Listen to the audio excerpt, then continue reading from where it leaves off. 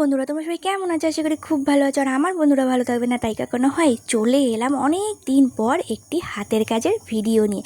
আমি বানিয়েছি উল দিয়ে সুন্দর একটি শিউলি ফুলের মালা। তো কিভাবে বানালাম লাস্ট পর্যন্ত ভিডিওটা দেখতে থাকো।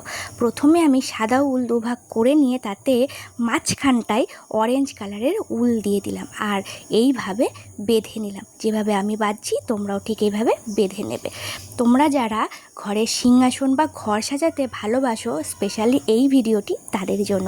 আমি কিন্তু এরকম উল দিয়ে নানা রকমের জিনিস তৈরি করে আমার ঘর বা আমার ঠাকুরের সিংহাসন সাজিয়ে থাকি। কারণ অরিজিনাল ফুল পচে যায় আর প্লাস্টিকের ফুলেরও অনেক দাম, তাই আমি এরকম হাতের কাজ করেই নিজের ঘর ও নিজের সিংহাসন সাজিয়ে থাকি। দেখো আমি যেভাবে কাটছি তোমরাও ঠিক এইভাবে কাটবে। সাদা উলগুলো কাটবে আর অরেঞ্জ কালারগুলো এরকম আস্ত থাকবে, এগুলো কিন্তু কেটে ফেলবে না।